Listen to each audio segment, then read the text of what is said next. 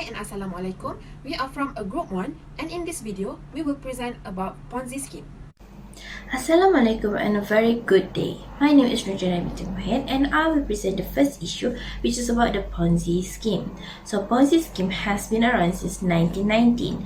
Charles Ponzi was an Italian immigrant who became a successful conman in North America. Even though he grew up in Italy, he became a notorious in the United States and Canada as a con artist. Although Ponzi did not create the concept of a fraudulent investment scam known as a Ponzi scheme, it has become synonymous with his name. When his scheme finally fell apart after more than a year, it cost his investor $20 million or $271 million in 2022. I will now pass the presentation to the next presenter. Assalamualaikum warahmatullahi wabarakatuh. My name is NATASHA binti RAHMAN and I will present about mechanism of the first issue. Firstly is Ponzi scheme fraudster. It usually gets market attention and trust. They attract their victims' interest by promising instantly huge returns. With the promise of a 50% return on their investment in 45 days, Ponzi was able to get initial funding from a small group of investors. That was the first stage of what would become known as the Ponzi scam. Next, the use of public figures or influential persons. The employment of public figures and celebrities as spokesperson is another strategy employed by fraudsters to acquire victims' faith. At first, Ponzi kept his word and used money from new investors to pay off the old ones. The postal inspector began to wonder how he was able to guarantee the profit he promised as his fame and investment base expanded. For the problem of issue, on July 26, the Post initiated a series of pieces that address hard questions about the operation of Ponzi's money engine. Warren remarked that whereas Ponzi was promised excellent returns on investors, Ponzi himself was not investing with his own organization. Warren then remarked that to cover the investment made with the Security Exchange Company, 160 million postal reply coupon will have to be in circulation. However, only roughly 27,000 really were in circulation. Now I will pass my presentation to the next presenter. So, what is the solution to the issue? After a newspaper article was published casting doubt on his business practices, Ponzi decided to take the offensive. After hearing rumors that Ponzi would be shutting down, investors showed up at his office the next day demanding their money. So even though he tried to reassure the remainder of his investor, Ponzi was able to pay back only a fraction of his backers. In November, Ponzi pled guilty to mail fraud charges and was sentenced to 5 years in jail since he was unable to repay his investor. A trial in February 1925 declared Ponzi guilty of new counts after he had been declared not guilty in 2 previous trials. He was given a new term of 7 to 9 years in prison. However, Ponzi vanished while his appeal was pending. After being located a few months later, Ponzi was returned to Boston to finish out his sentence there. He was freed in February and deported back to Italy on October 7, 1934. And that's all for the first issue. I will now pass the presentation to the next presenter. Thank you, Jannah, for the first presentation. Okay, let's continue to the second issue, which is Louis J. Perlman Ponzi scheme. Louis J. Perlman was a famous American record producer.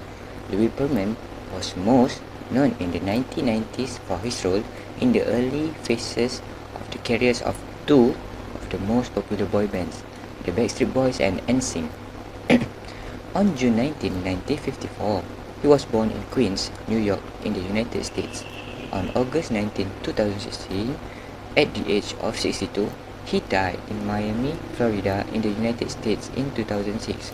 He was charged with being the mastermind of one of the most comprehensive and persistent Ponzi schemes in US history, which left more than 300 million in debt. He was found guilty of the allegation against him in 2008 and sentenced to 25 years in prison. Okay, let's continue to the mechanism of the issue. Perlman became obsessed with New Kids on the Block, a band that dominated the spotlight in 1980s and 1990s after his blimp business failed. Perlman sold the blimp company and began seeking for his own teen heartthrobs. He catered the top male singers in the business and founded the boy band Backstreet Boys. Perlman formed the boy band NSYNC after attaining instant popularity. Following Perlman's global success, investors were eager to share in his fortune. Investors were led backstage to meet the successful boy bands, and their success quickly grabbed them. NSYNC and the Backstreet Boys' success was genuine, whereas the firms in which people spent their life saving were not. Perlman worked as a con artist for 2 years, getting investors to invest in 2 paper-only corporations, Transcontinental Airlines Travel Service Incorporation and Transcontinental Airlines Incorporation. To persuade investors that his plans were credible, Perlman created a phony aircraft, a fictional German band, and fictitious product accounting business. Perlman was the subject of an investigation in 2007. Perlman first notified state officials in Florida that the cash were invested with German savings. When state regulators in Florida were unable to locate the accounting firm that established Perlman's bank accounts, they began looking for one. 2 addresses were associated with the records. The initial address was in South Florida, where no such company existed. The second facility was located at the same address as fictitious German savings company. The remote answering service linked with this location was supported by investors. Okay, I will pass for the next presentation to the next presenter. Thank you, Mama Haziq. My name is AINA SOFIA, and I will continue with the problem of this Perlman case. At the time that Perlman was being investigated by the Florida Office of Financial Regulation, the agency reported that he owed his investors a total of $96 million, but he had less than $15,000 in his bank account. According to the findings of the investigation, Perlman's records failed to provide evidence of the more than $38 million that he had taken out for himself and his businesses. Next is the solution of this case. Perlman fled the United States while he was being investigated, stating that he was on tour in Germany with his newest band at the time. The FBI was able to track down Perlman not too much longer after he had been kicked out of Indonesia. In 2008, Perlman entered a guilty plea to the charges that he was being accused of, which included conspiracy, money laundering, and fake bankruptcy proceedings. He was found guilty and given a sentence of 25 years in prison, and his expected date of release is March 24, 2029. Perlman passed away while being held by the federal government in 2016. Next, I will pass to the next presenter, Muhammad Afiq. Assalamualaikum, my name is Muhammad Afiq bin ZAINI. Okay, now we move on to the Pak Mantelo scheme. First thing first, we need to know is the issue. In the late 1970s, Pak Mantelo, or his real name is Osman Hamzah, who hails from Taipei, Perak, has set up a company that runs a get-rich-quick scheme called Pertama Berhad Scheme, or better known as Pak Mantelo scheme. Although many individuals are aware that this plan lacks a business model or any firm that generates cash, it is remarkable how many Malaysians have been influenced by it. Since it has been existent, the Pak Mantelo scheme has grown popular and public confidence as a result of its ability to consistently pay dividend to investors on time. In addition, a few of the scheme early members were able to become a millionaire quickly. According to the Malaysian law and most legislation around the country, Pak Mantelo's company is illegal. Pak Man is not only unlawful, but he also lacks a proper license to collect people's money as required by the banking and financial. So basically, what is the mechanism for this issue? So there is 2 basic mechanisms for this issue.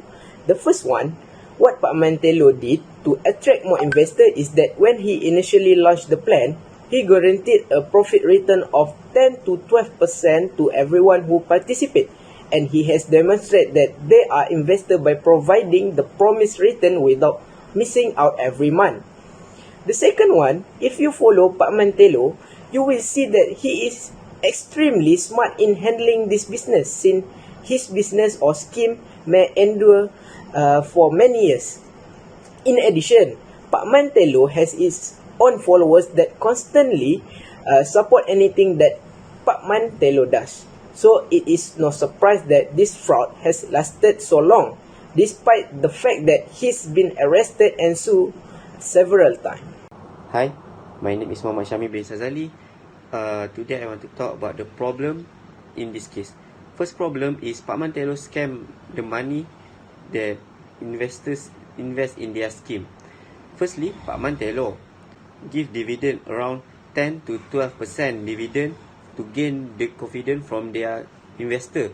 After many people that invest in their scheme, they reduce the dividend by 5%.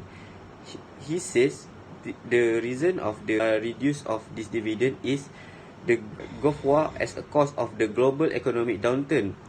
Following that, Pak Mantelo reduced the 5% to 0%. That means they did not get any dividend as their return.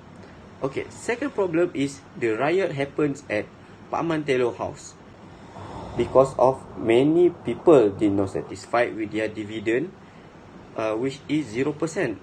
Okay, now we go to the last problem.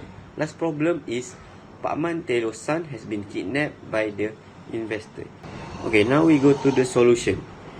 Pak Mantelo has been arrested in 1991 by the policeman to solve this case after some people make a report about their scam activity. Pak Mantelo has been scammed around 50,000 people and have been collected around 99.9 million ringgit. After that, Pak Mantelo has pleaded not guilty and requested to be tried in court.